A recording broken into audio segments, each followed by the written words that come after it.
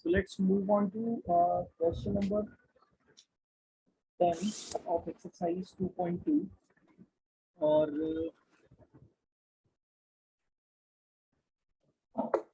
Page number है आपका 28।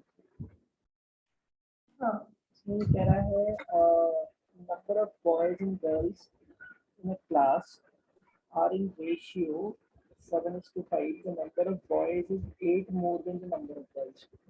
तो सिंपल है, बॉयज को हम लोग जो है उस रेशियो को देखते हुए 7x ले लेते हैं और जो गर्ल्स है हमारी वो 5x हो जाएंगी। और ये अच्छा आइडिया होता है कि जो रेशियो दे रखा है उसी के अकॉर्डिंग हम एज्यूम कर लें। और उसने बोला है कि जो बॉयज हैं वो गर्ल्स से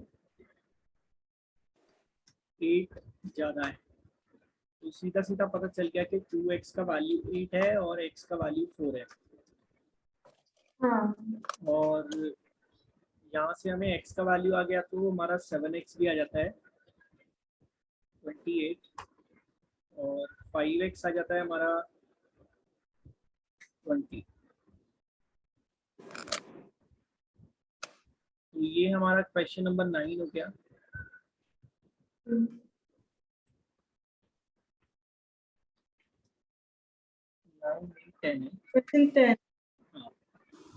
अब हम लोग आगे बढ़ते हैं, क्वेश्चन नंबर 11 पे चलते हैं।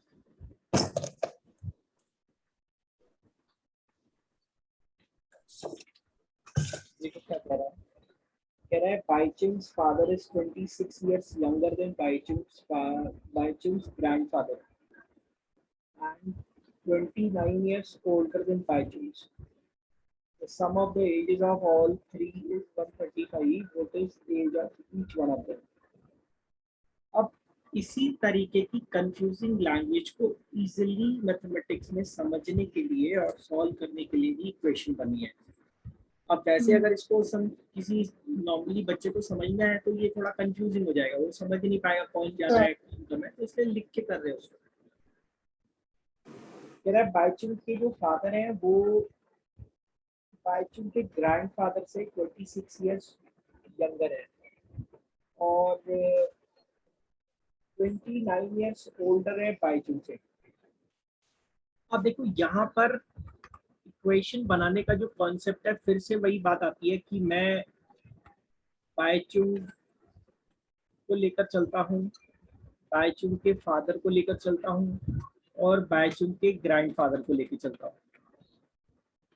अब ये टोटली डिपेंड करता है कि मैं एक्स किसे ले रहा हूँ, बिकॉज तीनों ही एक दूसरे से कंपेयर हो रहे हैं। कहीं पर कोई यंगर है, कहीं पर कोई ओल्डर है, लेकिन एज अ जनरेशन हमें ये तो समझ में आ ही जाता है कि बाइचुंग सबसे छोटा होगा और ग्रैंडफादर सबसे बड़े होंगे।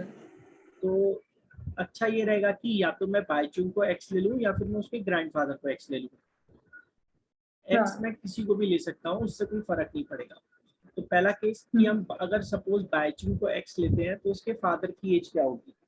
तो उसमें लिखा हुआ है कि जो बाइचुंग के फादर हैं वो ग्रैंडफादर से तो 26 इयर्स यंगर है, छोटे हैं, और बाइचुंग से 29 इयर्स ओल्डर है। इसका मतलब ये हुआ कि अगर मैंने बाइचुंग को एक्स लिया है तो उसके जो फादर हैं वो x + 29 बनते हैं।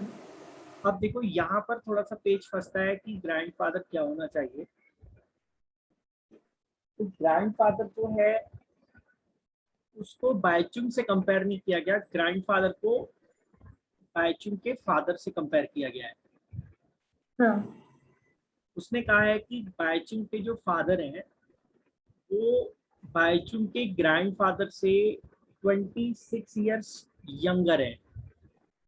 तो अब मैं इसे इस तरीके से समझ सकता हूँ कि फादर अगर ग्रैंडफादर से 26 इयर्स यंगर है तो उसी टाइम पर ग्रैंडफादर जो है वो फादर से 26 इयर्स ओल्डर होंगे। देखिए जब मुझे ग्रैंडफादर की एज तो पता नहीं है, मैं तो बाइचुंग को एक्स ले रहा हूँ, उसके फादर को x + 29 बना रहा हूँ, तो जो ग्रैंडफादर है वो मुझे पता ही नहीं कि उसमें मुझे एक्सप्रेशन क्या रखना है, वैरिएबल क्या रखना है। तो यहाँ थोड़ा सा उल्टा सोचना पड़ेगा कि अगर फादर 26 इयर्स यंगर है ग्रैंडफादर से, तो उसी टाइम पर ग्रैंडफादर जो है 26 ईयर्स ओल्डर हो जाएगा। यानी कि मैं x प्लस 29, ये तो मेरे उसके ग्रैंड बाइचुंग के फादर की एज है, और ग्रैंडफादर जो है इसमें 26 प्लस करने पे मेरे को मिल जाएगा। हाँ। एक तो इक्वेशन इस तरीके से बना सकते हैं। सेकंड केस, अगर मैंने ग्रैंडफादर को ही x मान लिया तो देखो कैसे काम चलेगा। मैं y लिखता हूँ यहाँ पे ताकि समझने में इजी रहेगा। तो अगर सपोज हम ग्रैंडफादर को y लेते हैं तो फादर क्या होगा, y माइनस 26 होगा। हाँ, क्यों होगा ऐसा? रिवर्स कर दिया ना हम। हाँ, 26 ईयर्स यंगर है। हाँ। तो अब मुझे हाँ। पता था कि ग्रैंडफादर अगर y है तो फिर जो फादर है वो y माइनस 26 करने पे हमको मिल जाएगा। अब बायचुंग का एज कैसे निकालें? तो उसने बोला कि जो फादर है वो बायचुंग से 29 ईयर्स ओल्डर है। हाँ। तो इसी टाइम पे हमें सोचना पड़ेगा कि जो बायचुंग है उससे 29 ईयर्स ओल्डर है फादर, तो जो बायचुंग है वो 29 ईयर्स यंगर होगा। हाँ। इसका मतलब y माइनस 26 जो फादर की एज है उसमें से मैं 29 और माइनस कर देता हूँ। पॉइंट क्लियर हुआ मैंने क्या कहा? हाँ। तो अब ये दोनों ही केसेस बन गए। अगर आप दोनों में इक्वेशन सेट करना चाहते हैं तो दोनों में ही आपको आंसर मिलेगा। तो पहला केस मैं हाँ। यहाँ पर लिख देता हूँ।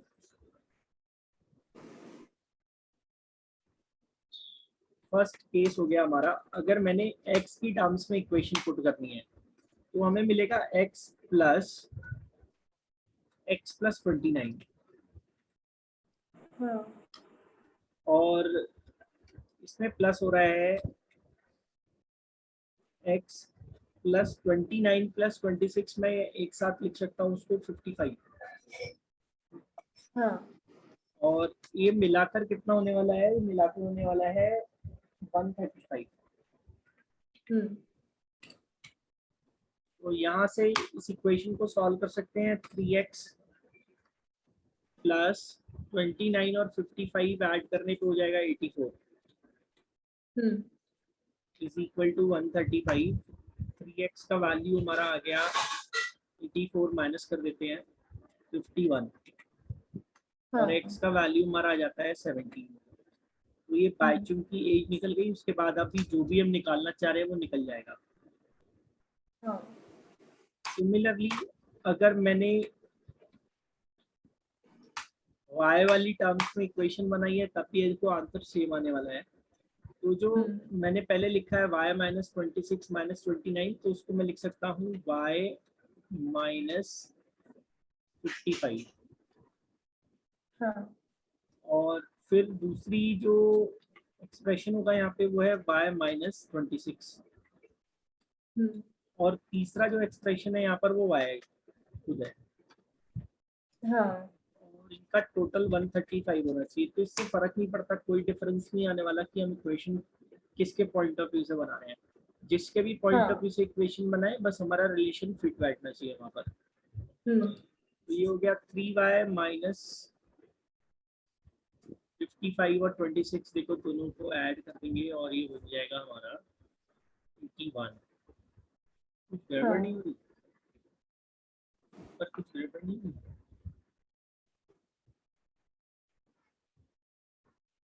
सर मेरे को आपकी आवाज नहीं आ रही, बहुत क्रैक हो रही है, कम आ रही है बहुत। अभी ठीक है? सर आपकी वॉइस आ रही है पर बहुत क्रैक हो रही है, कुछ समझ नहीं आ रहा।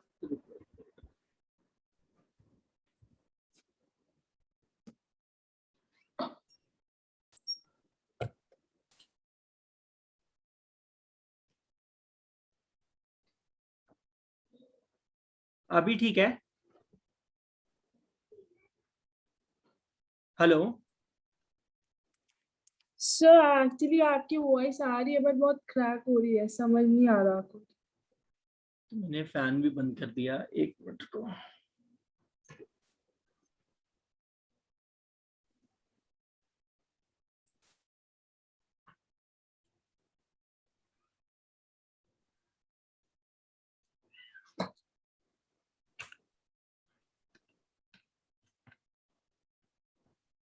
अभी ठीक है। हाँ सर। ये बन गया हमारा 3y, और 55 और 26 जो है हमारा, ये ऐड होने के बाद बन जाएगा 81, और ये इक्वल आ गया 135 पे। फर्दर हम 3y के लिए सॉल्व कर रहे हैं, तो वो जो माइनस का 81 है उसको दूसरी साइड हम लोग ट्रांसपोर्ट कर देंगे, तो ये बन जाएगा हमारा प्लस का 216, प्लस का 216, हाँ और y का वैल्यू आ जाएगा हमारा 216 डिवाइडेड बाय 3, ठीक है। हाँ और ये कितना आ जाएगा 72। 70, ठीक है।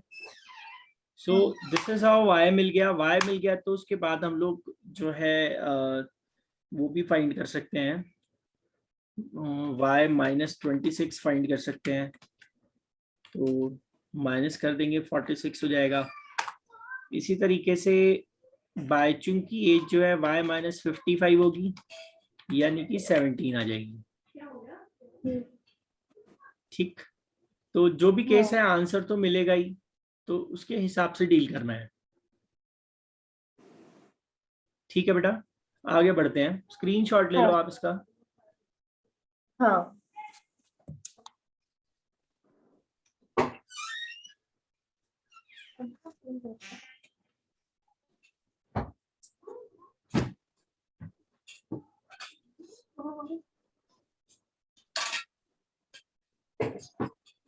नेक्स्ट इसमें ये कह रहा है 15 years from now Ravi's age will be 4 times his present age. What is Ravi's present age? तो मान लेते हैं कि रवि, अभी दो लोग तो है नहीं, खाली रवि है यहाँ पर। हाँ तो खाली रवि है, तो सपोज रवि की एज हम लोग ले लेते हैं x, जो प्रेजेंट एज है, और 15 years बाद, यानी कि x + 15 हो जाएगा आफ्टर 15 years।